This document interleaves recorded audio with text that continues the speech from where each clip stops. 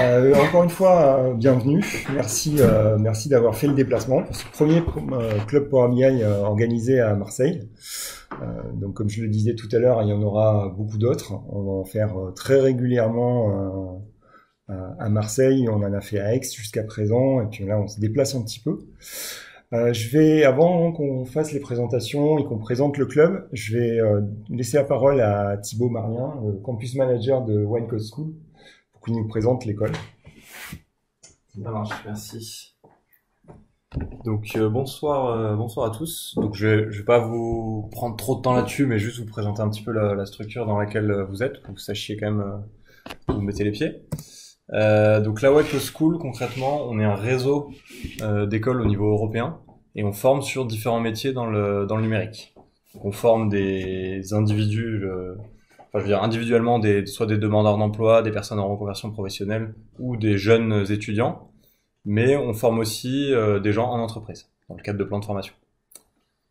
Donc rapidement sur l'historique de la Wild, elle a été créée en 2014, donc c'est assez récent. On a ouvert notre premier campus à ce moment-là, avec une formation en développement web, qui est un peu notre formation phare depuis la création. En septembre 2016, on a commencé à se déployer dans plusieurs villes en France, et en 2018, on a vraiment entamé un plan de déploiement assez important, avec 13 campus en France, un premier campus qui a ouvert en Europe à Bruxelles. Bonsoir. Et du coup, le lancement de nouvelles formations, donc notamment la formation Data Analyst, sur laquelle on travaille du coup avec des outils de BI en l'occurrence, et après c'est surtout axé sur Python. Voilà, début 2020, on aura, donc on va le voir sur la carte juste après, ils sont pas forcément tous à jour, mais on aura donc 26 campus en tout en Europe, donc 13 en France et 13 dans les autres pays européens. Voilà, donc moi je m'occupe du campus de Marseille uniquement, sur lequel on a donc une formation en développement web. Et d'ici mars prochain, on aura d'autres nouvelles formations, et notamment donc cette formation en data, pour former donc des data analysts. C'est des formations courtes qu'on fait à l'école sur 5 mois. Voilà. Donc 6 domaines de formation aujourd'hui au niveau européen, plus de 1500 professionnels qu'on a formés depuis la création, et on a des taux d'insertion professionnelle qui sont proches de 90%. Très rapidement, quelques mots sur la particularité de notre méthodologie. Si vous voulez, on a essayé de créer un peu le meilleur des deux mondes entre des formations qui sont 100% online, donc ce qu'on appelle les MOOC, et des formations un peu traditionnelles qui sont en présentiel.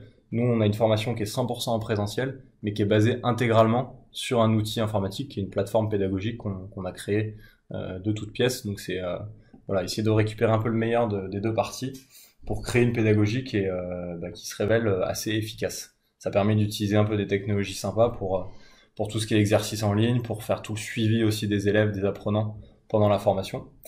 Après, on fait aussi beaucoup de choses pendant ces 5 mois. C'est une formation qui est assez intensive. Beaucoup de travail en groupe. On travaille sur des projets clients assez rapidement pendant la formation. On fait appel régulièrement à des intervenants aussi de l'extérieur qui viennent présenter leur métier ou certaines technologies.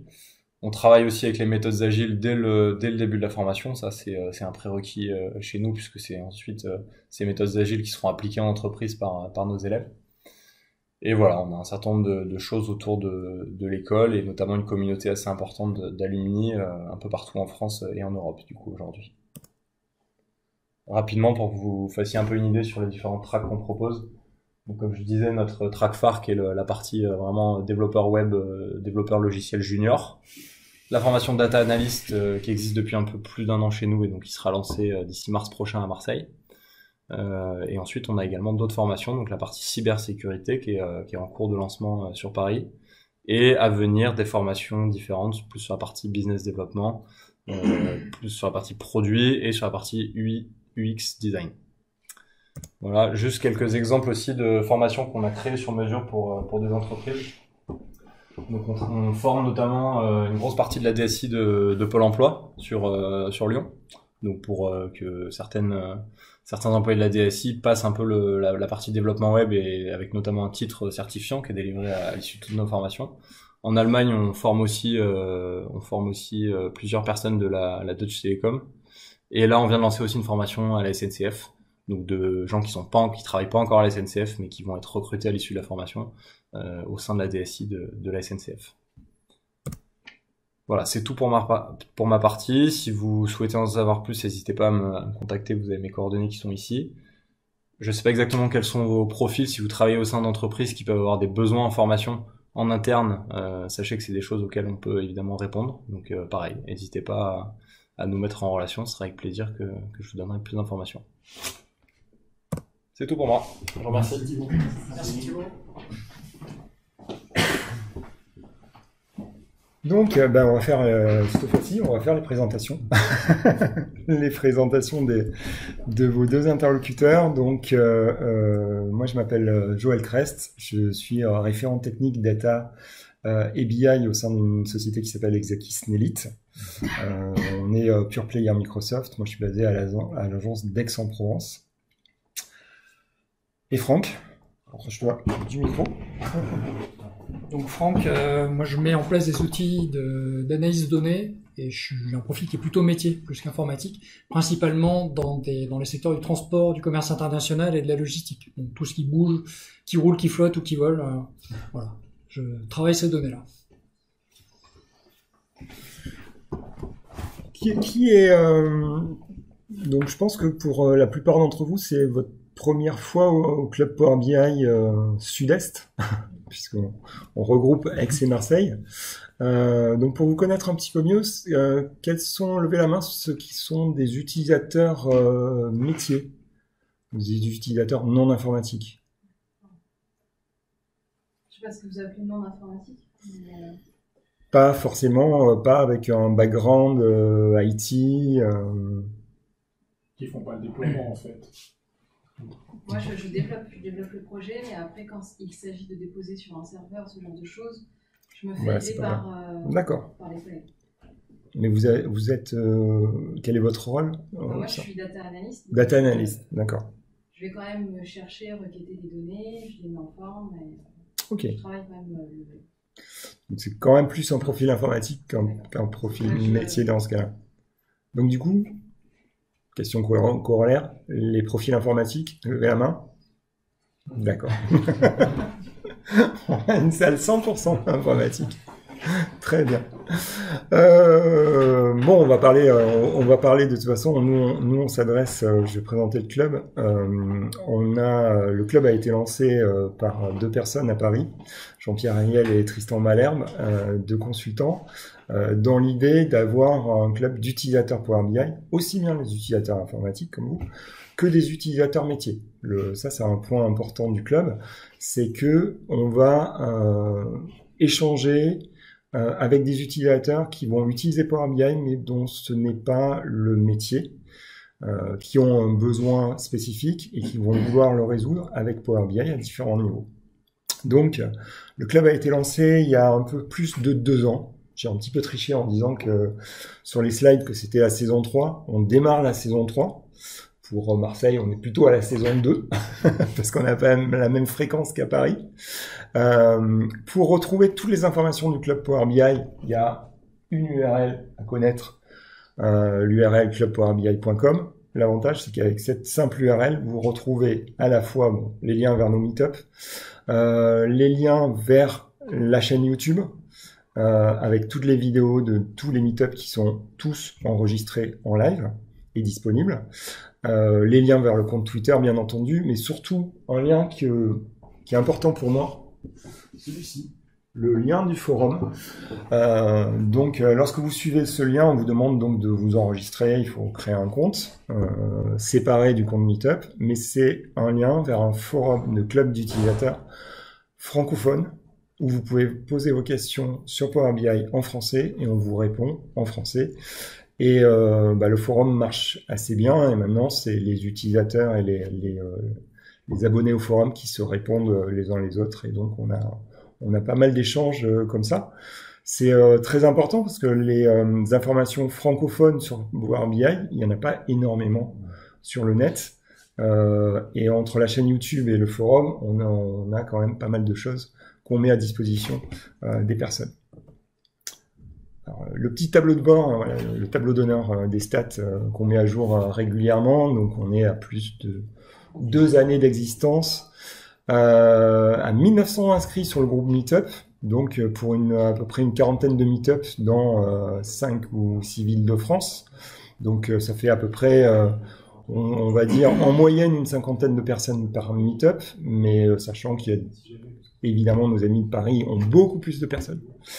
Donc, mais ça peut venir sur Marseille. Hein. J'espère que voilà, si vous êtes satisfait du meet-up d'aujourd'hui, bah, venez avec quelqu'un d'autre au prochain meet-up, et ainsi on va peut-être arriver à concurrencer Paris et les autres villes. Je compte sur vous. Donc, comme je le disais, le forum, 700 discussions, plus de 700 discussions. La chaîne YouTube, on vient de passer le millier d'abonnés. On est super fiers de ça. On a plus de 17 600 vues sur les vidéos YouTube. Donc, c'est pas mal du tout. Bonjour. Bonjour. Bonjour. Donc on est assez fiers de la vidéo de la chaîne YouTube. On a plus de 800 followers sur Twitter, 430 likes sur la page Facebook. On anime très régulièrement le compte Twitter et le compte Facebook, donc n'hésitez pas à poser des questions là-dessus. Et on a une newsletter également qui vous permet d'avoir toutes les informations sur l'actualité des futurs meet-up, mais aussi des événements qu'on organise. Chaque année, on organise un événement juste avant l'été, le Power Saturday, qui est un grand événement qui regroupe d'ailleurs qui a regroupé dernièrement plusieurs communautés, pas uniquement la communauté Club Power BI, et qui s'est tenu sur 2 jours et qui était un bel événement en grandeur nature, je dirais. On s'est bien amusé. On a appris plein de choses. C'était le but. Donc aujourd'hui, l'équipe du club, c'est cette équipe-là. J'ai mis des codes couleurs pour les repérer parce qu'on ne sait plus. Donc dans l'ordre d'entrée en scène, les créateurs parisiens, c'est Jean-Pierre et Tristan. Guillaume a ouvert Lille l'année dernière. J'ai suivi avec Aix-en-Provence et le Sud-Est. Françoise et Paul ont ouvert Nantes. Thomas a ouvert Lyon. Mohamed a rejoint Nantes. Donc on commence à avoir des équipes de 3 personnes. Il triche. Le petit nouveau qui s'est présenté, c'est Franck qui me rejoint parce que j'étais tout seul jusqu'à présent sur le Sud-Est. Donc Franck est mon binôme qui animera les meet-up avec moi désormais. Et puis on a intégré à l'équipe également Isabelle, qui est une personne importante de la communauté data et de la communauté data Microsoft. Qui, elle, ne tient pas de club Power BI, mais j'espère qu'on pourra la faire témoigner dans certains clubs de France. Elle est basée en Belgique. Donc voilà toute l'équipe. Et si vous êtes très observateur avec mes codes couleurs, et si vous n'avez pas de problème avec les couleurs, vous verrez que tout là-haut, il y a une couleur que j'ai pas nommée avec pas de photo. On ouvre, c'est un scoop, on ouvre Strasbourg. Dans probablement, ça sera entre décembre et janvier. Donc Philippe et Eric viendront grossir l'équipe pour ouvrir les meet-up du club Power BI de Strasbourg également. Si jamais vous êtes en déplacement dans ces villes-là, les 3 prochains meet-up de novembre, c'est Paris le 7 novembre, Feria de Dax. Alors évidemment, ça se passe pas à Dax. C'est le langage de modélisation de Power BI. Je sais pas si Tristan et Jean-Pierre seront sur des vachettes, mais il peut y avoir de l'ambiance. Mais donc, il faut un meet-up consacré exclusivement aux best practices et aux fonctionnalités DAX. Le 19 novembre, ça sera Nantes avec un meet-up consacré aux aspects DataVis. Et Lille, le 21 novembre, ça sera Guillaume qui fera un meet-up essentiellement consacré à toutes les fonctionnalités du service Power BI. Généralement, on a 2 parties dans ce meet-up. Une première partie, à part la partie présentation qu'on vient de faire rapidement, une première partie où on va vous faire des démos sur les nouveautés sur Power BI. C'est l'heure des nouveautés. Et une seconde partie qui sera dédiée uniquement, qui sera sur une thématique donnée. Donc je vais vous montrer un petit peu ce que Power BI peut faire pour des analystes métiers. Donc Franck, je te laisse la parole. Je J'ai une question à vous poser avant tout, c'est est-ce que vous utilisez tous Power BI à l'heure actuelle? Non, d'accord, oui, ça marche. Donc il faut savoir que, excusez-moi du coup, Power BI subit une release tous les mois. Il y a une mise à jour de logiciel tous les mois. Et donc tous les mois, on a de nouveautés à présenter. Donc en octobre, on a eu un certain nombre de nouveautés qui sont... Non, c'est celle d'après. Hop. Qui sont celles-ci, donc je ne vais pas passer sur tout. Vous avez des nouveautés sur le porting, des visualisations, des connecteurs, et puis différentes choses qui sont classées un peu dans la rubrique autre. Moi, je vais juste vous parler de 3 choses. Brièvement, du nouveau format de fichier qui s'appelle PBIDS, pour Power BI Data Source, et puis de 2 outils, le diagnostic des requêtes, et l'amélioration d'une fonctionnalité qui était déjà sortie dans le courant de l'année, qui est le data profiling, l'amélioration du data profiling.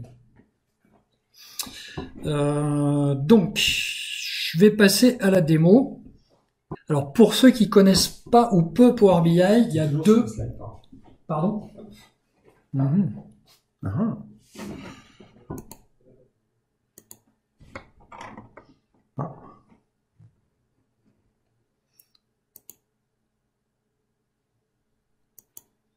C'est parce qu'on est en mode présentation sûrement. Alors, ce qu'on va faire, c'est qu'on va...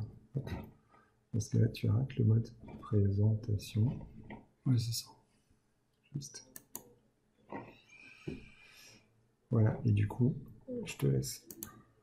Prends la main. Donc, pour ceux d'entre vous qui connaissent pas ou peu Power BI, il y a 2 grands volets dans Power BI. Il y a le volet qu'on appelle Power Query, qui sert à préparer les données, à les extraire des sources de données, à les préparer. Et il y a le volet ensuite visualisation qui est dans Power BI lui-même. Donc là, les 2 choses dont je vais vous parler, donc le data profiling et le suivi des requêtes, sont côté Power Query, donc préparation de la donnée. Donc le plus simple pour commencer, c'est de prendre des données. Et pour ça, je vais prendre 2 choses. Alors, excusez-moi, du coup, l'écran est tout petit. Alors, tu peux zoomer, hein. J'ai le droit? Ok. Au moins pour le truc. T'as ça pour zoomer, dézoomer. D'accord. Contrôle et. Ok. Et après, tu déplaces avec elle. Alors, on va y arriver. C'est bon. Donc la première chose qu'on va faire, on va directement rentrer dans l'éditeur de requêtes, donc dans Power Query, en cliquant sur le bouton modifier les requêtes. Et là, on arrive dans l'interface qui nous permet d'absorber les données qui viennent de différentes sources. Donc, on dit souvent que Power BI peut ingérer à peu près 200 sources de données. Alors, on parle là du desktop. Quand il s'agit du service, il faut préparer les données avant de les mettre dans les bases. Faut les mettre dans des bases de données qui sont sur Azure. Mais le desktop, en tout cas, peut manger énormément de sources. Donc, je vais faire 2 choses pour vous montrer en fait le suivi des requêtes et le data profiling en même temps.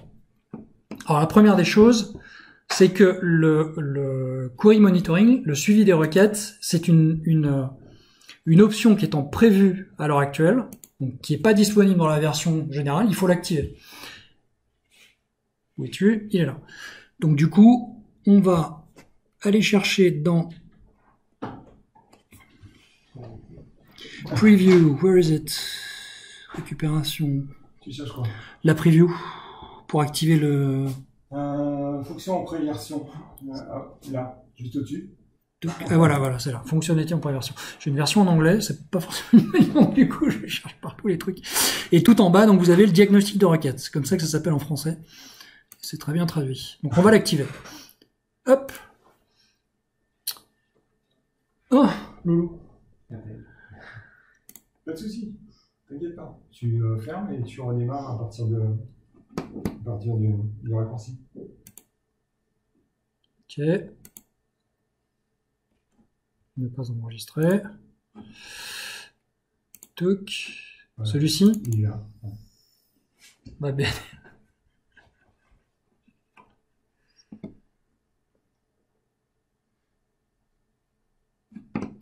Donc on recommence. Modifier les requêtes.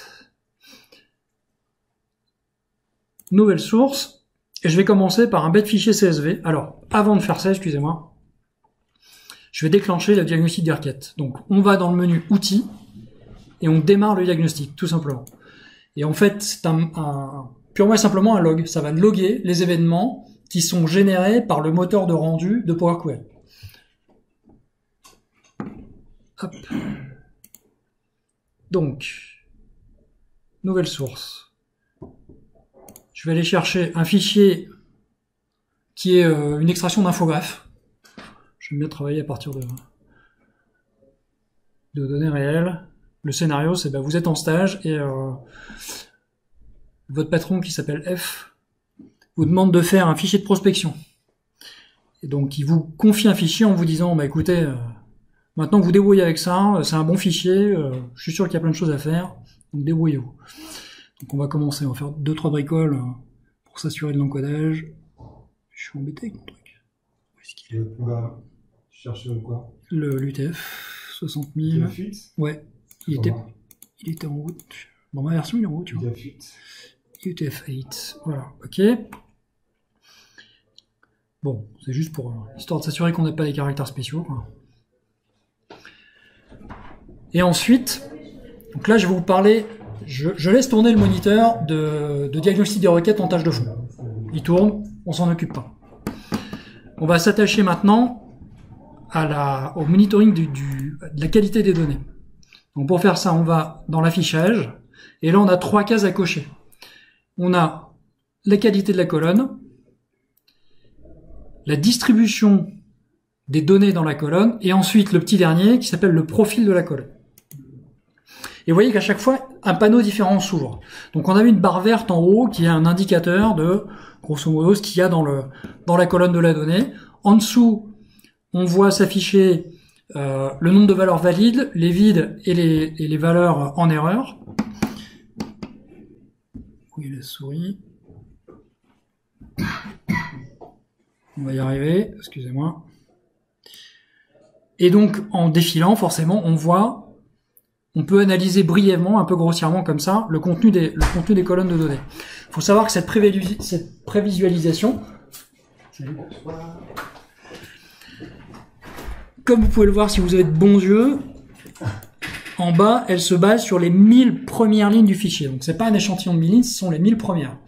La première démo que je voulais faire, c'était sur le fichier Sirène qui fait quasiment 8 gigas. Les 1000 premières lignes, c'est les entreprises de l'Ain, donc on ne voyait pas grand-chose. Là, c'est un peu plus parlant, heureusement. Donc faut faire attention à ça.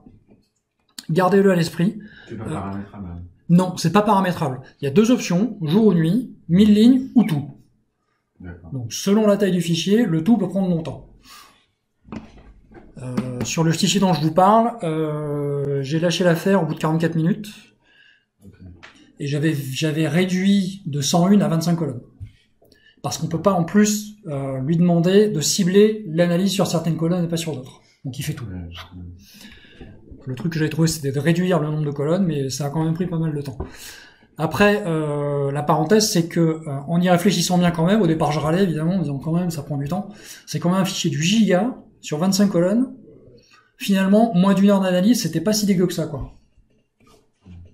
Donc ça c'est quand même bien fait.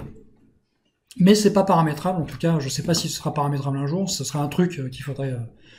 Redmond, si tu nous entends, ça peut être... Voilà, on en reparlera. Effectivement, 3 cases à cocher en disant je veux analyser ça dans telle colonne, ce serait effectivement pas mal.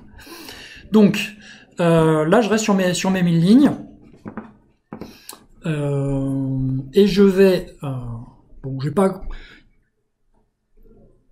Ouais, je vais vous le montrer maintenant.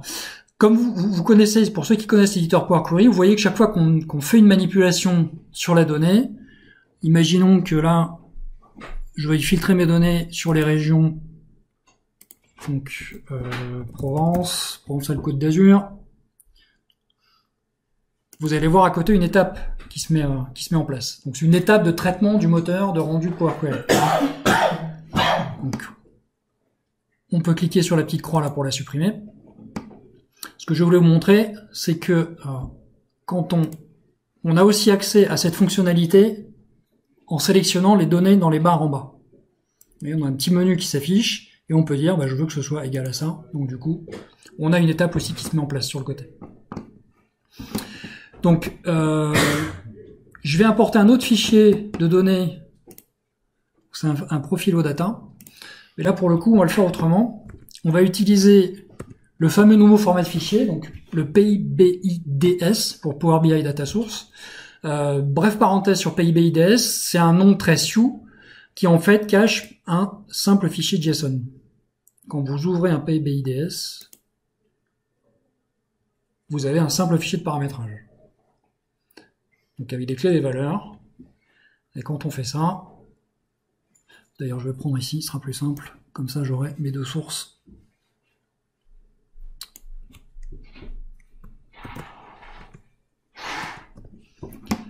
Donc,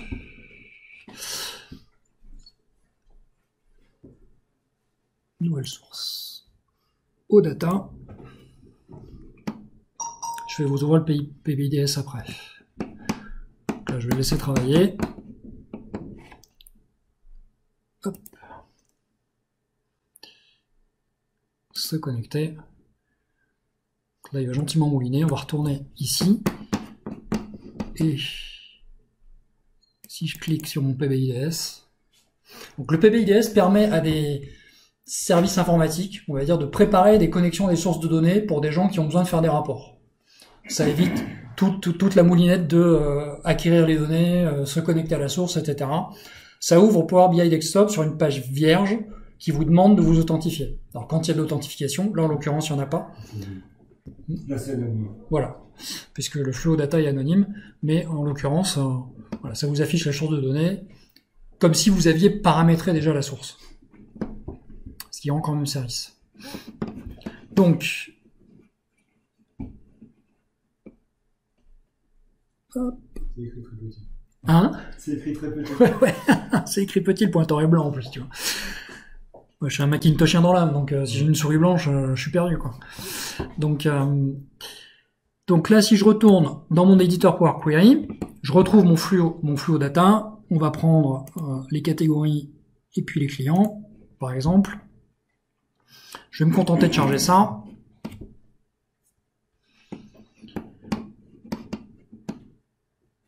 Hop.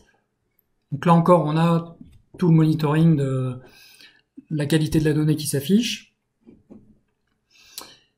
Et admettons que je vais filtrer sur... Je vais juste supprimer certains pays.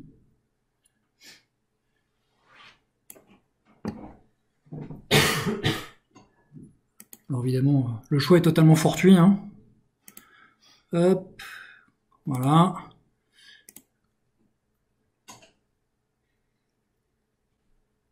Hop. Bon, on n'a pas beaucoup de clients, mais c'est la base Northwind, c'est une base de démo, hein, il n'y a pas de souci. Une chose intéressante dans la distribution des données, si vous regardez par exemple, on prend le code postal, ça parlera pas énormément, mais vous avez un sous-menu qui s'appelle regrouper par, qui permet d'afficher par type de données. Bon, là, ça dira pas grand-chose. Si je prends les chiffres clés par exemple, je vais avoir des données en date, notamment des dates de mise à jour. Hop.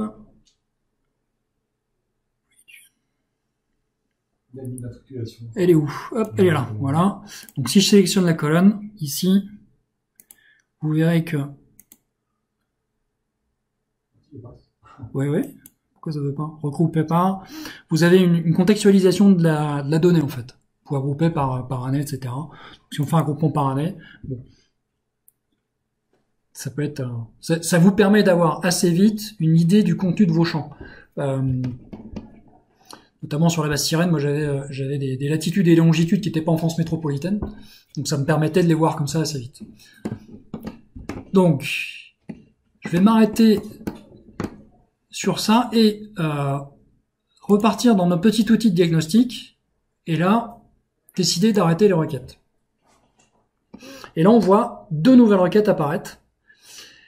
Donc oui, je parle de requêtes. Alors c'est vrai que pour ceux qui connaissent pas Power BI, Power Query, c'est vraiment un moteur de requête. On va aller requêter des sources. C'est pour ça que tout s'appelle requête, en fait. On va créer des images des données, des sources de données, et ensuite le moteur va aller les requêter en fonction des besoins de l'utilisateur. Et donc du coup, cette nouvelle fonctionnalité permet d'aller regarder sous le capot ce qui se passe quand le moteur de requête travaille.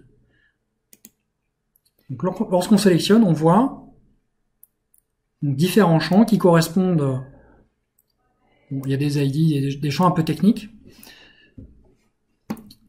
Mais on voit très bien, par exemple, le type de requête. Donc on s'est connecté à une source de données.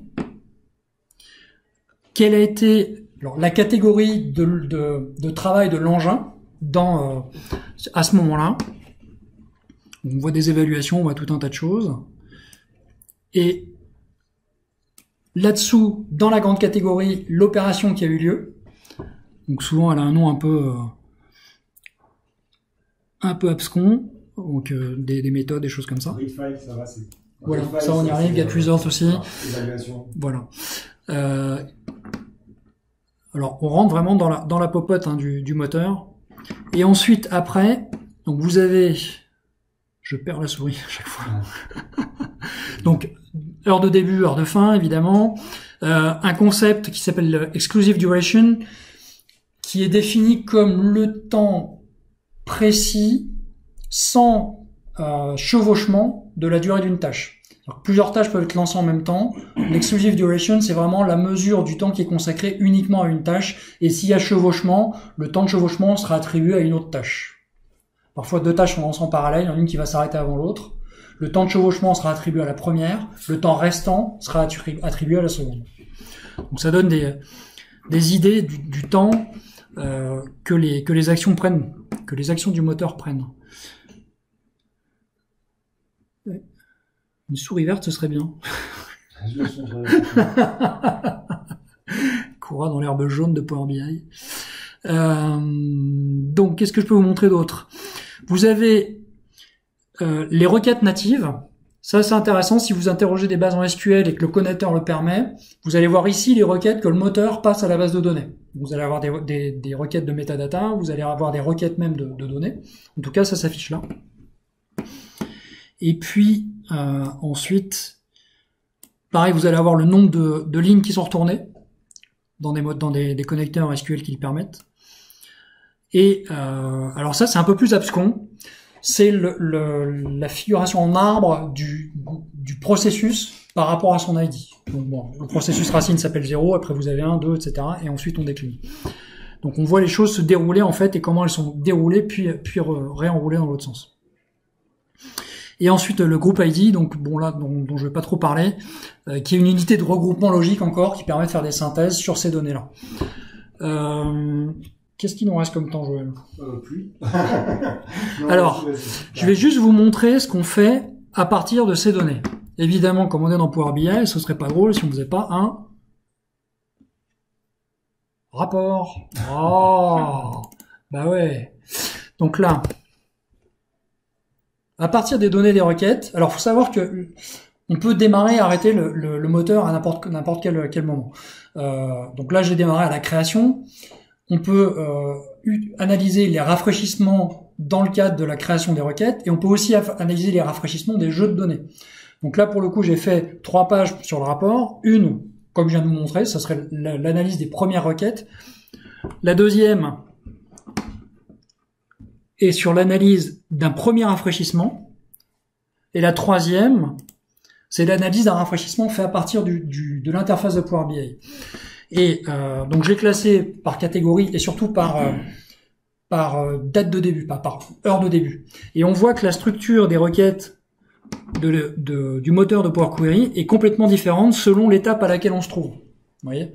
Donc c'est le truc que je trouve assez marrant. Ça saute vraiment aux yeux dans ce cas-là. Entre la première et la troisième. Donc là on était encore dans l'éditeur. On voit qu'on a beaucoup de charges sur le premier. Et sur la dernière étape, ce qui est intéressant de savoir, c'est que Power Query va travailler à l'envers pour nous. Il va commencer par la dernière étape dans l'éditeur, ici, vous voyez, quand il va relancer les données sur les requêtes, il va commencer par ici, et ensuite il va remonter jusqu'à la donnée de la source. Il fait ça pour une raison très simple, qui est que parfois il arrive qu'on fasse des traitements dans la dernière étape qui vont faire économiser beaucoup de temps machine sur les traitements précédents. Donc c'est pour ça que ça part de la dernière étape et ça remonte. Donc voilà le genre de choses qu'on peut faire. Ensuite, c'est utile notamment, là on le voit peu parce qu'il y a deux sources de données, donc j'avais un flux data et un flux fichier. Mais quand vous avez de multiples sources de données, vous pouvez analyser très finement, par connecteur, par type de base, ce qui prend le plus de temps par rapport au reste. Et donc du coup, avoir des actions correctives, ou en tout cas, comme les gens de Microsoft le disent, si vous voyez qu'il y a des requêtes qui tournent en boucle dans le moteur de données, puisque là vous voyez qu'on a le corps de la requête, hein, donc là on a l'appel à l'API. Mais vous auriez aussi la requête SQL. Il peut arriver parfois qu'il y ait des requêtes de métadonnées qui soient envoyées plusieurs fois à la base. À ce moment-là, vous pouvez solliciter le support Microsoft en disant bon là on a un souci, il y a un truc qui se passe, c'est bizarre. Donc voilà ce que je voulais vous montrer. J'espère que ça vous servira. En tout cas, moi je trouve que le cas d'usage typique de ça, c'est évidemment pas de le jeter sur des bases SQL parce qu'on peut faire du profiling autrement sur ces bases-là. Mais sur du fichier à plat comme ça, sur du flux data, ça peut rendre service, parce qu'on n'est pas toujours sûr de la qualité de la donnée, on la gère pas forcément bien. En tout cas, là, on peut avoir une première approximation qui est quand même pas mal. Voilà. Merci.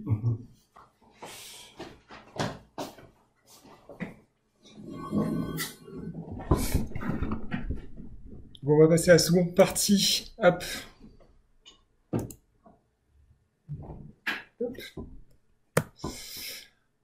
On va passer à la partie concernant ce que peut faire Power BI pour les analystes métiers. Alors, je vais commencer rapidement par définir le cadre et le périmètre de ce que j'entends par analyste métier, parce que vous êtes tous plus ou moins analystes métiers, que vous soyez informaticien ou pas.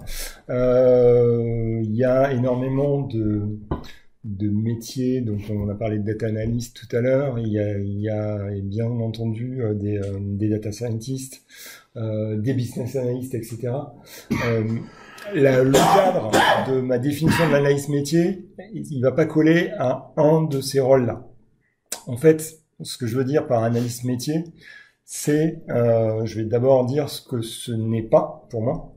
Donc un analyste métier au sens de ma définition, hein, ça ne concerne que moi. L'analyste métier, ce n'est pas un expert data, c'est pas une personne informatique qui va travailler sur la donnée et analyser la donnée. Ce n'est pas un expert IT, et c'est en quelque sorte plutôt un rôle plutôt qu'un titre. Typiquement, vous travaillez dans un service comptabilité, vous êtes contrôleur de gestion, ou vous travaillez dans un service marketing, vous avez besoin, avec Power BI, non seulement de faire du reporting, mais d'apporter quelque chose pour vous, pour votre manager, et pour les utilisateurs du rapport. Donc l'analyse métier, dans ce sens, le mot-clé, c'est vraiment le mot métier presque plus que le mot analyste. C'est une personne qui a pour rôle d'analyser ses données métiers, bien entendu, d'analyser ses propres données, de pouvoir les exposer à travers des rapports, des tableaux de bord, mais surtout d'offrir quelque chose à l'utilisateur final. Donc ce que je vais vous montrer, je vais vous faire là aussi des démos de 6 fonctionnalités, plus ou moins connues, plus ou moins utilisées. Disons que c'est pas forcément des fonctionnalités inconnues de Power BI, mais c'est des fonctionnalités mal aimées en quelque sorte, qui sont peu utilisées. Je les ai regroupées en 3 groupes. Peut-être que certaines de ces fonctionnalités, vous les connaissez déjà ou vous les utilisez déjà. Côté mise en forme des rapports, on va voir les pages d'extraction et les pages infobulles. Côté fonctionnalité, on va voir les fonctionnalités d'explication d'une hausse ou d'une baisse et d'analyse de la distribution. Et côté visuel dédié, on va se pencher sur 2 visuels qui sont assez neufs et qui font couler beaucoup d'encre, le visuel influenceur clé et le visuel Q&A. Je vous montrerai les avantages de ces visuels-là et les limites actuelles, parce qu'il y en a aussi de ces visuels-là. Pas encore le networking. Pas encore. Bien. Il était bien caché.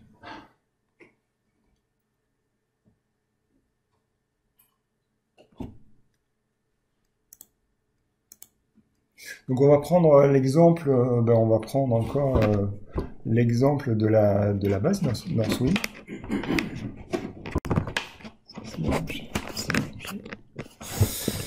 va prendre l'exemple de la base Northwind, et donc une base de vente, en fait, de produits avec des catégories de produits, des clients, des fournisseurs, etc., etc. Donc, imaginons que j'ai ici un tableau de bord que j'ai monté sur des informations de cette base Northwind, et j'ai un montant commandé par fournisseur. Donc ça, c'est bien, ça m'apporte de l'information, j'ai des filtres, mais j'aimerais avoir plus de choses. Je voudrais creuser, faire un focus sur un fournisseur et avoir plus d'informations. Donc avoir les localisations géographiques de mes ventes, avoir la répartition de mes ventes par produit, par catégorie, etc. Donc j'ai le choix de faire une autre page dédiée à cette répartition-là, ou d'alourdir ma page actuelle et de mettre tous les éléments dans la même page, ce qui va devenir absolument indigeste et ce qui est fortement déconseillé. Donc, la solution de faire une page à part, c'est déjà la bonne solution. Sauf que je me retrouve avec une page comme celle-ci, hop, avec mes ventes, mes différentes informations. Sauf que si je veux rajouter un filtre sur mes fournisseurs, il va falloir que je prenne le champ fournisseur, que je le mette au niveau des filtres, ou au niveau des segments ici, qui permettent de filtrer directement dans le rapport. Mais ça va m'obliger à remettre un élément supplémentaire de filtre, alors que je veux que pour l'utilisateur, ça soit quelque chose d'assez souple. Son point de départ, c'est l'écran de bienvenue, et à partir de là, s'il veut faire un focus sur un company name, un fournisseur, il faut qu'il clique dessus, et qu'ensuite ça bascule sur le second écran. Donc en fait, ce que je vais faire, c'est que je vais transformer ma page en rapport d'extraction. Donc le rapport d'extraction, c'est quoi? C'est peut-être la fonctionnalité la plus simple à mettre en œuvre dans Power BI. Dans la partie visualisation, vous avez en dessous des éléments de visualisation, vous avez la partie extraction ici. Avec la possibilité de faire des extractions d'un rapport à l'autre, donc d'un PBX à l'autre, ou d'une page à l'autre dans le même rapport. Donc, ici, je peux rajouter des champs d'extraction. Vous l'avez chopé où, l'extraction? Extraction, c'était dans visualisation. J'ai déroulé le niveau visualisation, c'est en dessous de mes... c'est lorsque je suis sur la page, je suis en dessous. Ah, sur la page. Alors, au niveau de la page, ouais. Si vous êtes sur un visuel, je pense que... Alors, si vous êtes sur un visuel, c'est en dessous de tous les champs du visuel. Okay. Il y a toujours cette page-là. Juste avant, il y a quelques mois, lorsque le panneau de filtre ne se trouvait pas ici, mais où, lorsque les filtres étaient en dessous, la visualisation, c'était juste en dessous des filtres. Et c'est associé, puisque c'est un filtre en quelque sorte, mais ça va être un filtre dynamique. Donc, du coup... Sur cette page-là, j'ai la partie extraction. Je vais la laisser telle quelle, je ne vais pas changer les paramètres. Et je veux dire que je vais faire une extraction en fonction d'un filtre qui sera le company name du fournisseur. Donc ici, j'ai un filtre. Alors, je peux très bien, effectivement, sélectionner, moi en tant que créateur de rapport, un élément, donc un fournisseur particulier, pour voir le résultat que je veux obtenir. Le but, c'est que ce soit l'utilisateur lui-même qui puisse l'obtenir. Mais du moment que j'ai mis un filtre ici, au niveau de l'extraction, même sans définir quel est ce filtre, je vais pouvoir retourner ici. Et au niveau des rapports qui ont des éléments avec une segmentation par fournisseur, je vais avoir ici dans l'infobulle un petit message qui me dira « Cliquez avec le bouton droit pour explorer les détails ». Donc il va inviter l'utilisateur à faire un clic droit. J'ai un menu extraction qui est apparu, puisque j'ai une page et une seule page qui concerne mon découpage par fournisseur, je peux accéder à cette page-là. Et quand j'accède à cette page-là, je vais avoir mon filtre dynamique sur le fournisseur que j'ai sélectionné dans la page précédente. Donc mon utilisateur, lui, sans aller dans ce niveau de filtre, va filtrer automatiquement les éléments. Il va voir ses données, il a un rapport interactif, donc il peut sélectionner telle ou telle partie et faire un focus sur telle ou telle partie, bien entendu. Tout est interactif, c'est une page de rapport. Et lorsqu'il veut revenir vers la page précédente, il a ce bouton qui lui permettra de revenir sur la page d'où il venait. L'avantage de cette possibilité de faire des pages d'extraction, c'est qu'on n'est pas obligé de dire qu'on va faire des extractions naturellement du moment que j'ai dit que c'était une page d'extraction par fournisseur. Partout où j'ai une répartition par fournisseur, j'aurai cet accès à cette page d'extraction. Donc ça, c'est un premier niveau. Il y a un second niveau.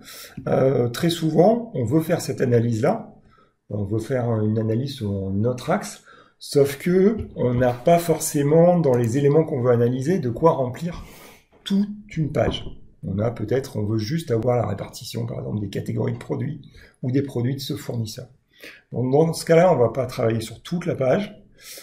On peut imaginer qu'on va mettre un seul rapport, plus petit, à la taille d'une infobulle, taillé comme on le veut, il peut être un petit peu plus grand d'ailleurs, qui aura juste l'élément supplémentaire qu'on va rajouter. Donc c'est ce que j'ai fait ici. Ici, j'ai un rapport plus petit. Alors, je vous montre rapidement comment créer ce rapport infobulle, parce que c'est en quelques clics. Vous prenez une page vierge. Dans la partie format, information sur la page, vous indiquez infobulle.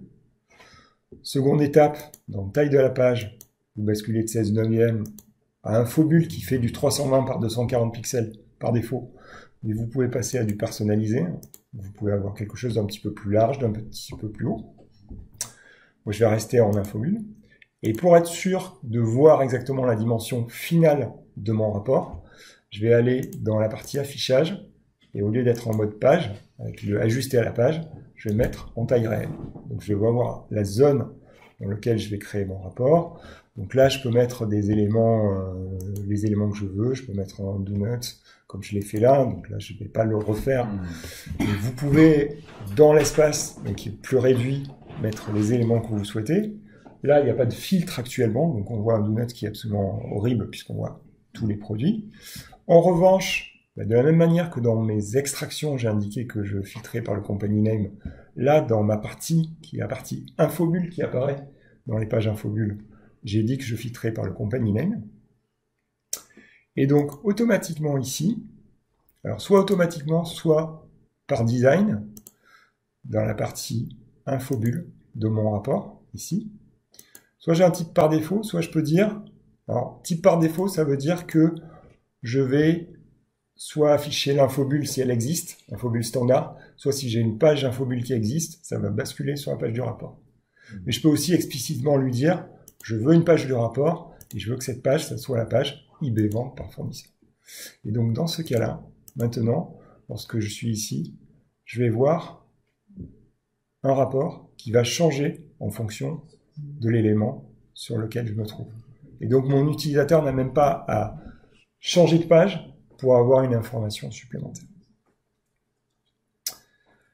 En plus de ça, il y a donc dans le menu clic droit que je vous ai montré tout à l'heure, il y a des éléments ici, juste en dessous d'extraction, il y a un élément qui s'appelle analyser. Alors on ne le voit pas apparaître tout le temps, il apparaît lorsqu'il y a des données pertinentes. L'analyse, elle peut se faire de deux façons différentes. Par exemple ici, on a une répartition des ventes par fournisseur. On peut analyser quel est l'axe d'analyse et les valeurs de cet axe qui font que la répartition est différente. Donc c'est cette fonctionnalité d'analyser, rechercher où cette distribution est différente, qui va donc faire envoyer un calcul, exécution de l'analyse, espérons que ça soit assez rapidement, classement des résultats, et qui va m'indiquer, donc là c'est l'information pour savoir comment va fonctionner l'analyse, et qui va me proposer un certain nombre d'éléments. Donc là par exemple, typiquement, donc c'est le moteur basé sur le modèle, qui a trouvé que pour les catégories de produits, il y a 3 catégories de produits pour lesquelles seafood, beverage et dairy products, pour lesquelles la distribution de base, qu'on voit ici en grisé, est totalement différente. Donc seafood, en effet, on a une répartition totalement différente. Si on bascule sur beverage, on a une répartition totalement différente. Et dairy products également. C'est une proposition que Power BI vous fait. C'est-à-dire, Power BI essaie d'avoir un petit peu une démarche intelligente en faisant des corrélations, en regardant ce que vous avez dans votre modèle, et en vous faisant ce genre de proposition, en pensant que certaines de ces propositions seront pertinentes.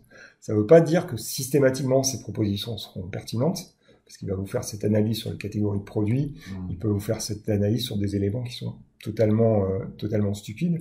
Là, par exemple, il a fait une analyse sur j'ai un classement de mes commandes. J'ai une classe A, B, C, D, on va le voir juste après. Donc des catégories, les commandes sur lesquelles il y a le plus de montants de vente. Je vais classer ces commandes et à partir de ça, ça va me permettre de scorer mes clients. Donc je sais que la répartition est différente pour le scoring C et pour le scoring D des commandes. Et ainsi de suite. Il va vous faire un certain nombre de propositions, pareil pour les mois par exemple, si vous avez une saisonnalité dans vos ventes. Et à partir de là, l'avantage c'est que vous avez la possibilité, d'une part, d'entraîner un petit peu le modèle, c'est-à-dire dire cette information elle est pertinente en mettant un pouce en l'air, ou au contraire, elle m'intéresse pas trop, donc je vais mettre un pouce en bas. Donc Power BI ne le reposera pas, enfin ne le reproposera pas ou moins à l'utilisateur. Donc on peut l'entraîner de cette manière. Ou dans un autre rapport ou... Dans un autre rapport basé sur le même dataset. En fait, c'est une notion basée sur le dataset proprement dit. Et surtout, je vais pouvoir, si je le souhaite, bon là la page est un petit peu encombrée, mais si j'avais une page plus light, je pouvais rajouter cet élément à la page directement. Donc en tant que création de rapport, si j'ai des éléments, je connais mes axes d'analyse, mais je veux enrichir mon rapport et donner le plus d'informations possible à mon utilisateur, si je trouve qu'il y a un élément ici qui est pertinent, je peux l'épingler à mon rapport. Donc là, il mettrait l'onglet Mars seulement, c'est ça? En fait, il mettrait un onglet, alors hop, on peut le voir, il met l'onglet Mars. Ouais. D'accord. Il met l'onglet Mars. Oh, il n'est pas interactif. Ça reste pas interactif. Donc ça, c'est un élément. Toujours dans la même veine, vous avez cette possibilité. Alors là, je vais tricher. Parce que là, ça va être trop petit sinon. Pour mes yeux, c'est petit problème de vue. Là, j'ai des analyses de vente en fonction de la période, donc de la date de vente. Donc là, on voit qu'il n'y a pas de vente le week-end, donc c'est des ventes en boutique probablement. Et ici, j'ai un montant, le 31, qui a augmenté par rapport à celui du 30. J'aimerais analyser pourquoi il a augmenté. Donc j'ai la possibilité de prendre tous mes axes d'analyse, mes dimensions, et de les mettre dans mon rapport et de voir exactement quel élément. Ou j'ai la possibilité de demander à Power BI de le faire pour moi. Donc je vais faire analyser. J'ai toujours cette distribution, cette possibilité de chercher la distribution, mais aussi je peux expliquer la hausse. Et là, même chose, il va me proposer donc des éléments qui expliquent la hausse. Donc les catégories de produits, donc les évolutions sur certaines catégories de produits. Donc là, en effet, le produit qui s'appelle Produce, et étant donné qu'il n'avait pas été vendu la veille, il y a une grosse hausse. Donc ça aurait été peut-être plus pertinent de faire ce genre d'analyse sur des ventes mensuelles, par exemple, où vous savez qu'il y a vraiment une répartition plus ou moins homogène d'un mois sur l'autre. Mais là, ça donne déjà un certain nombre d'éléments. Pareil, là, alors là, par exemple flagrant de choses qui sont pas pertinentes, il va vous proposer l'augmentation de vente analysée selon le nom du contact du client. Je pense que c'est pas le nom qui est vraiment pertinent dans les augmentations des ventes. Ou alors c'est des ventes de produits particuliers, je sais pas, mais ou des mugs avec les prénoms dessus, mais généralement c'est pas ça qui est pertinent. Plus on a des données pertinentes dans notre modèle de données, plus les analyses vont être pertinentes. Plus il y aura de données et plus surtout la segmentation sur laquelle vous allez faire votre analyse est intéressante et plus c'est pertinent. Il faut que dans les éléments que vous allez comparer, donc là c'était 2 jours, mais généralement c'est plutôt 2 mois ou 2 trimestres ou d'une année sur l'autre, vous ayez quand même une certaine répartition sur les catégories, les axes d'analyse que vous allez analyser. Mais ça peut permettre, lorsqu'on a un modèle de données et on veut vraiment auditer cette donnée-là, à un instant T, ça peut permettre de découvrir des choses. Et là, on est qu'en desktop, là. Alors là, on est qu'en desktop. On a, je crois que ces deux fonctionnalités-là existent aussi au niveau pour l'utilisateur, donc dans le service. Pas les deux premières fonctionnalités, puisque là, c'est de la création de rapport. Et ensuite, les deux derniers éléments que je voulais vous montrer, ils sont relativement neufs et ils sont relativement peu utilisés. Tout simplement parce que c'est des éléments qui demandent là aussi d'avoir une grande pertinence dans les données qu'on veut analyser, dans les axes d'analyse qu'on veut analyser. Le premier élément, c'est deux visuels qui existent, qui ont été rajoutés. Alors un est devenu disponible, il était en preview et maintenant il est devenu disponible, c'est ici le visuel influenceur clé. Et le second, qui est tout nouveau, c'est le Q&A, questions et réponses. Alors il y a plein d'éléments dans Power BI, si vous connaissez bien Power BI, il y a plein d'endroits où vous pouvez faire du Q&A. Le Q&A a d'abord été intégré, rajouté au niveau des tableaux de bord dans le service. Vous pouviez interroger en langage naturel en anglais uniquement votre modèle dans le service au niveau du tableau de bord. Ça a été intégré ensuite au niveau du rapport. Donc vous pouviez, en construction de rapport, double-cliquer et taper directement une phrase, une question en langage naturel, et automatiquement vous aviez un visuel qui se faisait et qui pouvait donc vous pouviez créer un rapport de cette manière-là. Mais il y avait quand même quelques limitations. Là, on est arrivé à une étape au-dessus. Je vais vous montrer ce qu'intègre la nouvelle fonctionnalité de Visual Q&A. On va commencer par l'influenceur clé dans un premier temps. Donc l'influenceur clé, ça se présente de cette manière. Hop, on va pas tricher. D'abord, on va mettre rien du tout. Ça se présente de cette manière. C'est un visuel de ce type-là qui est généralement... Alors, il y a deux parties dans le visuel. Il y a les éléments d'analyse et ensuite, quand on clique sur l'élément d'analyse, il y a une seconde partie où il y a une explication de l'analyse plus détaillée. On peut faire une présentation, généralement c'est présenté toujours de manière très large pour avoir les deux parties côte à côte. Moi j'aime bien dans les rapports l'intégrer de manière verticale, ce qui veut dire que vous n'aurez qu'une seule partie qui est affichée, mais lorsque vous cliquerez sur un élément, la seconde partie va s'afficher en dessous. Et c'est pas mal, on gagne de la place et c'est très interactif et on peut naviguer comme ça dans le visuel. Donc ce visuel, il va vous expliquer la valeur ou la répartition d'un élément, l'augmentation d'un élément, un petit peu comme l'explication de la hausse, mais il va vous l'expliquer selon tous les axes en vous scorant vraiment chaque axe et chaque valeur de certains éléments. Donc je vais vous donner un exemple pour que ça soit parlant pour vous. Ici, donc, comme je l'ai dit tout à l'heure, pour mes commandes, j'ai créé une classe. Alors il y a une toute petite formule d'axe toute simple, qui paraîtra évidente même aux personnes qui ont jamais fait du DAX. C'est juste un test sur un montant total des commandes.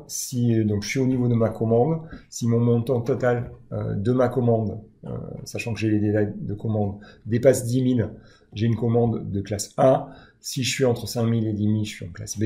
2 000, 5 000, classe C. Le reste, classe D. Donc, je vais avoir un scoring comme ça. Et moi, ce qui m'intéresse, c'est de savoir un peu qu'est-ce qui influence le fait qu'une commande soit en classe A ou qu'au contraire, elle soit en classe B ou déclassée en classe D. Donc, par exemple, pour la classe D, je vais voir quels sont les influenceurs clés. Et à partir de là, je vais faire des opérations marketing sur ces influenceurs-là, que ce soit des zones géographiques ou d'autres critères sur tel ou tel produit. Donc ici, mon visuel, il a ces propriétés-là. Analyser, expliquer par, développer par. Le expliquer par et développer par, ça fonctionne un petit peu soit l'un, soit l'autre. C'est-à-dire que si vous avez une donnée qui est une donnée numérique, une valeur calculée numérique, le développer par va pouvoir vous faire une répartition vraiment de la distribution, du calcul de cette valeur. Si vous avez plutôt une valeur discrète, comme la classe ici, le développer par ne servira à rien. Vous allez uniquement travailler avec le analyser et le expliquer par. Donc là, j'ai drag and droppé ma classe dans le analyser, c'est ma valeur que je veux analyser. Et après, je vais essayer d'analyser. Alors, ça marche pas à tous les coups, sauf que là, j'ai un petit peu préparé le terrain, donc je sais à peu près les éléments qui vont faire fonctionner le système, mais on peut très bien avoir des cas où l'explication vous dit il n'y a pas d'influenceur clé pour ces valeurs, parce qu'il n'y a pas assez de valeurs, ou parce que ce segment n'est pas le bon. Donc je vais analyser par Customer City. Donc, je vais faire un expliquer que pas, ici. Et puis, donc j'ai déjà des éléments qu'on va analyser, et puis je peux analyser par Customer Country. Et là, il y a des éléments qui vont se rajouter. Donc là, je vais zoomer un petit peu sur le visuel. Je vois que ici, j'ai choisi que pour cette classe, moi je voulais l'explication de qu'est-ce qui influence classe pour être en 1. Et en fait, si ma ville de mon client est Kunwald, j'ai 11,46 fois plus de chances d'avoir des commandes de classe A plutôt que les autres villes. Pareil pour, donc j'ai 9,04 fois plus de chances si je suis à Copenhague, à Albuquerque 7,52 fois, et puis, puisque j'ai mis le pays, si je suis en Allemagne, j'ai 3,22 fois plus de chances par rapport aux autres pays d'avoir des ventes de classe A, basé évidemment sur mon historique de données actuel. Il faut mettre 4 ou 5 paramètres et savoir... On peut croiser. En fait, les paramètres vont être... ça va pas être une hiérarchie, ça va être cumulatif. Donc si un paramètre ne fonctionne pas, vous n'aurez aucun élément qui fonctionne. Là, par exemple, pour Country, il y en a un seul qui a été rajouté. Et ensuite, les paramètres, il faut savoir que ça dépend aussi de la valeur cible que vous voulez. Là, je suis en classe 1. Moi, ce qui m'intéresse, c'est de forcer un petit peu le marketing à vendre là où il y a des commandes de classe D. Je vais pouvoir choisir la classe D et avoir ici une répartition totalement différente. Je sais que c'est mes pays, donc là c'est le pays qui est important, et c'est l'Italie ou le Brésil. Et en effet, chaque fois que je vais vouloir voir le détail de ces éléments, je vais avoir l'explication. C'est-à-dire que j'ai une moyenne de calcul de pourcentage sélection exclue. Donc la sélection qui est l'élément pertinent, il exclut pour faire ce calcul de moyenne, et il me montre où se trouve l'élément qu'il a choisi par rapport aux autres. J'ai la possibilité, donc là j'ai un seul influenceur, enfin 2 influenceurs. J'ai la possibilité aussi, si j'ai plusieurs influenceurs, de voir le graphe avec uniquement les influenceurs. C'était le cas par exemple pour le A. Hop. Si je suis sur le A, là voilà, pour les villes par exemple, j'aurai que ces influenceurs-là. Si je bascule sur le pays, j'en aurai qu'un seul. Et donc je vais pouvoir faire cette analyse-là. Et je vais pouvoir travailler soit en influenceur clé, soit en segment, c'est-à-dire il va pouvoir m'identifier des regroupements sur lesquels il y a une importance, une influence sur le choix des commandes de classe A. Donc le top des segments, voilà par exemple pour la classe A, je crois qu'en classe B, non, il me semblait en D, ouais, en D il a 2 segments. Donc il a trouvé 2 segments, 2 répartitions. Il m'indique le nombre de lignes correspondant, avec une grosse influence sur la répartition, sur le choix des commandes de classe A. Et si je veux voir le détail, je clique dessus. Et là, je vais avoir une analyse. Et ce segment, en dessous de ce segment, j'ai le fait que le pays, ça soit UK. Et j'ai ici des éléments qui m'indiquent, enfin, qui me permettent de voir un maximum d'informations sur l'analyse en question. Donc il va me dire en effet la comparaison segment par rapport au général. Il va quand même me dire sur combien de points de données il a fait le calcul, parce qu'il peut très bien avoir fait un calcul sur un nombre de points très très faible. Donc à ce moment-là, c'est pas pertinent, donc il faut qu'il me l'explique. Et ensuite, si on fait en savoir plus sur le segment, vous retrouvez quelque chose que vous avez vu juste avant, que je vous ai présenté, les fameuses différences de répartition sur cet élément-là. Donc ça, c'est un point, c'est un élément... alors, comme je le disais, la difficulté, c'est qu'aujourd'hui, c'est pas magique. Aujourd'hui, vous pouvez avoir un modèle dans lequel vous pouvez avoir plusieurs axes d'analyse, vous les drag and dropper dans les influenceurs clés, pardon, et il vous dira, j'ai aucun résultat. Donc, soit parce qu'il n'y a pas assez de données, soit parce que c'est pas du tout un axe pertinent. Généralement, au tout début, ce visuel était fait uniquement pour des valeurs discrètes. Il a été adapté maintenant pour être fonctionnel sur des valeurs continues. Mais les valeurs continues, c'est l'explication de la hausse et de la baisse. Je trouve que c'est un petit peu, pour l'instant, ça a double fonction avec l'autre fonctionnalité. Et surtout, c'est beaucoup plus difficile d'avoir de la pertinence sur une valeur continue. Alors que si on rajoute une mesure qui va nous faire un calcul, qui va discrétiser cette valeur continue, comme la classe par exemple pour les montants de commandes, là on aura peut-être une analyse qui sera peut-être un petit peu plus pertinente. Vous utilisiez ce visuel, vous le connaissiez? Non, vous pouvez l'utiliser, vous aurez les éléments pour l'utiliser. On pourra faire la même chose en fait au niveau des jours ou des mois qui ont un... Tout à fait. Tout ça, ça peut être, si vous avez une saisonnalité, ça peut être l'influence des mois.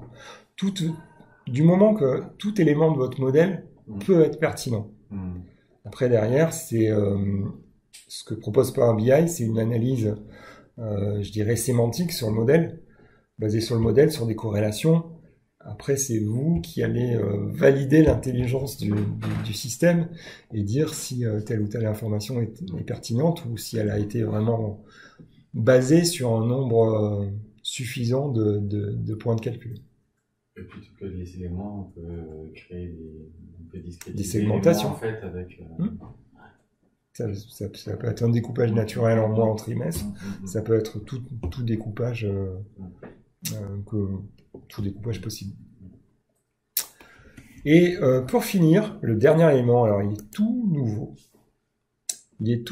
C'est le Q&A. Alors, jusqu'à présent, je vais vous le montrer sur une page ici, alors pas sur cette page-là, mais on va le faire sur une page vierge. Jusqu'à présent, lorsque vous étiez en train de créer un rapport, vous aviez la possibilité de double-cliquer et ça vous ouvrait en fait un visuel qui était un visuel. Vous aviez une barre de questions en Q&A que vous pouviez remplir ou vous pouviez choisir directement votre visuel. Dans Q&A, vous aviez déjà cette proposition d'un visuel sur la base de votre question. Alors, cette fois-ci, ils sont allés encore plus loin. En gros, lorsque vous double-cliquez, lorsque vous installez ce visuel-là, vous avez cette zone-là avec, sur la base de votre modèle, déjà des propositions de questions. Donc là aussi, c'est pas magique, mais voilà, top orders by moi ID, what is the total amount by class. Alors si vous avez des termes en français dans votre modèle, ben, vous aurez du franglais, puisque à part les by, les top et ces éléments-là, ben, tout le reste, ça sera les termes de votre modèle. Mais imaginons, là, volontairement, j'ai gardé NorthWind dans sa langue natale. D'habitude, je transforme ça en français. Là, j'ai gardé, à part le moi ID que j'ai dû laisser comme ça. J'ai laissé en anglais pour voir ce qu'il me proposait. Et j'ai une barre ici qui me permet de poser ma question. Donc, vous allez me dire, pour l'instant, on est toujours dans le Q&A classique, sauf qu'il nous propose déjà des suggestions. Alors la différence, c'est que ici, en effet, si je veux donc je vais me mettre sur ce que j'ai préparé, je veux mettre mon total amount by customer city. Et automatiquement, bon bah là, il n'y a pas de difficulté, total amount, c'est une mesure calculée, customer city, c'est un attribut qu'il connaît, il a trouvé customer, s'il avait deviné que customer city, c'était probablement le champ city de la table customer, et donc, en plus, je lui avais précisé ici que city, dans la modélisation, je lui avais indiqué que c'était une localité, ici, catégorie de données. C'est là qu'on voit l'importance de cette fameuse catégorie de données, parce que quand on utilise une localité dans un visuel de type map, souvent on se dit il n'y a pas besoin de lui indiquer que c'est une localité, il le trouve généralement. Donc à part s'il y a une ambiguïté, mais il le trouve, il n'y a pas de souci. En revanche, pour le Q&A, si vous lui indiquez que c'est une localité, il va vous afficher une carte. Si vous ne lui indiquez pas, il va juste vous mettre un bar chart horizontal avec les valeurs réparties par localité. Donc ça a son influence sur l'analyse Q&A. Et vous voyez que là, tout est parfait dans le meilleur des mondes. Il vous a mis souligné en bleu les éléments qu'il a trouvés, qui prouvent bien qu'il les a trouvés dans le modèle. Donc ça, c'est dans le monde idéal. maintenant, je me mets dans le monde de mon utilisateur qui est réticent à l'anglais et qui veut à tout prix que son rapport il fonctionne lorsque ils disent vente. Alors la seule chose que pour l'instant il peut pas faire, c'est vente by quelque chose, par quelque chose, parce que by c'est toujours le mot-clé qui devrait être toujours by quelque chose. Donc c'est vente by, c'est un peu du franglais, mais vente by ville. Vente by ville. Voilà, vous voulez dire vente by ville. Alors vente, j'ai dû déjà l'entraîner parce qu'il le reconnaît. Ville, il connaît absolument pas ce que c'est. Donc ce que je peux faire, c'est aller dans la petite roue ici. Et je me retrouve avec cet écran-là, avec une prise en main, un petit tuto. Donc je vais le faire pour vous, le tuto. Pour entraîner des questions et des réponses, je vais aller ici. Et j'ai mon vente by ville, je l'envoie. Et il me dit, bah, vente, ouais, j'ai compris que c'était un total vente. J'ai dû, je pense, déjà entraîner. Mais ville, par contre, je connais pas. Donc, ville, je vais lui dire que ça réfère to customer city. Ah, customer city, donc de vol. C'est pas si simple. Customer city, il veut pas me l'enregistrer. City tout court. Ouais, City tout court, il le veut bien. Et je vais l'enregistrer. Donc, je vais le résultat de mon élément. Du coup, je ferme. Et ici, je lui mets vente by ville. Il l'a trouvé cette fois-ci. Et il me l'affiche. Donc, je vais pouvoir lui donner des synonymes, mais lui donner à la volée. Et c'est mes utilisateurs qui vont pouvoir entraîner ce moteur de synonymes ou ce moteur de Q&A de manière à, au fur et à mesure, pouvoir utiliser le langage naturel pour requêter à leurs données. Donc c'est la partie que je vous ai pas montré puisque je vous montrais entraîner questions et réponses. Et ici, vous avez géré les termes et vous avez l'intégralité des termes qui ont été entraînés dans le modèle à un instant T. Si des termes ont été entraînés par vos utilisateurs, vous avez ici un passé en revue les questions qui lui est connecté. Alors là, il est juste sur ce jeu de données et je l'ai pas mis dans le service, mais si le jeu était disponible dans le service, j'aurais ici la liste de tous mes datasets et je pourrais voir tous les entraînements qui ont été faits, toutes les questions qui ont été posées. Et qui vont s'appliquer à tout le monde, en fait. Et qui vont s'appliquer à tout le monde. Alors, sachant que vous pouvez avoir là la liste des questions, y compris les questions qui n'étaient pas pertinentes ou qui n'ont pas trouvé de solution. Et ça peut vous donner une idée de ce que posent comme question vos utilisateurs. Et dernière cerise sur le gâteau, une fois que vous êtes là, que votre visuel vous convient, vous avez évidemment la possibilité de basculer, de transformer ce Q&A en visuel standard. Cette fois-ci, vous proposerez par contre à votre utilisateur uniquement le visuel standard que vous, créateur de rapport, vous avez choisi, vous avez enquêté. Donc là, la différence par rapport au Q&A qu'il y avait jusqu'à présent, c'est que le Q&A qu'il y avait jusqu'à présent, il travaillait sur le modèle, mais il était focalisé uniquement sur la requête qu'on faisait. Il n'y avait pas de possibilité de rajouter des synonymes, de rajouter des éléments. On était figé. Là, l'algorithme travaille sur tout le modèle, tout le jeu de données, sur l'intégralité du jeu de données et surtout sur tous les éléments qui ont été apportés, tous les synonymes et les éléments qui ont été apportés sur chacune des tables. Donc, il va vraiment enrichir le vocabulaire du système, de l'algorithme, et il va pouvoir répondre de plus en plus facilement aux questions de vos utilisateurs. Sachant que ça, c'est vraiment un modèle qui est rattaché au jeu de données. Donc, ce qui veut dire qu'à terme, alors je ne sais pas si c'est le cas aujourd'hui, j'ai pas fait la vérification, je pense que la volonté à terme, c'est d'avoir ces jeux de questions et ces jeux de matching attachés à un jeu de données, et donc de pouvoir utiliser partout où il y a du Q&A, y compris au niveau du tableau de bord dans le service, cette fonctionnalité-là et bénéficier donc de l'entraînement de l'algo. On peut très bien avoir été créateur de rapport, entraîner un petit peu les questions, ouais. Publier mon jeu de données, tout à mon fait. Rapport, et donc les utilisateurs finaux qui ne se posent pas de questions, ils peuvent quand même utiliser ce Q&A sur la version web. Exactement. Et vous pouvez aussi rajouter en effet des suggestions de questions, de manière à avoir vraiment des suggestions les plus pertinentes possibles. C'est quelque chose que vous utilisez, Q&A, enfin, pas forcément ce visuel-là, ici tout neuf, mais au niveau du tableau de bord, c'est beaucoup utilisé Alors c'est vrai que c'est ce qui freine un petit peu, c'est le fait que pour l'instant ça soit uniquement en anglais.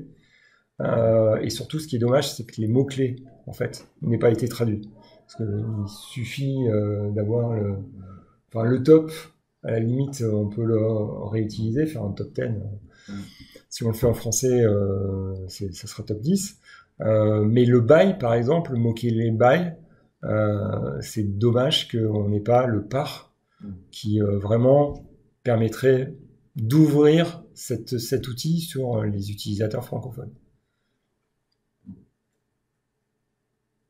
Sur les 6 éléments que je vous ai montrés, c'est 6 éléments que vous connaissiez ou pas du tout? Certains, ouais. Que vous utilisiez? Pas encore, mais l'infobulle, par exemple. D'accord.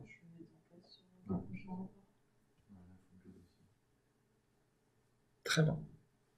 Donc voilà tout ce que je voulais vous montrer comme outil aujourd'hui. Bon, on vous montrera plein d'autres choses au prochain meet-up. Alors, il n'y a pas de date encore précise. On va essayer de faire ça en décembre ou en janvier au plus tard. On va essayer d'avoir une grande régularité. Il faut savoir que Paris fait un meet-up tous les mois. Ils sont très très forts à Paris. Bon, je pense qu'on ne pourra pas tenir ce rythme, mais voilà, si on peut faire un meet-up tous les 2-3 mois, ça sera très bien. Et puis on espère vous revoir au prochain meet-up, surtout si on les fait à Marseille, comme c'est prévu. Voilà, je pense que il y a encore des questions. S'il n'y a pas de questions, enfin, on va de toute façon échanger autour de pizza. J'espère qu'elles sont arrivées ou elles doivent pas tarder à arriver. Donc je vous invite à vous rapprocher des pizzas. Merci beaucoup. Merci. Merci.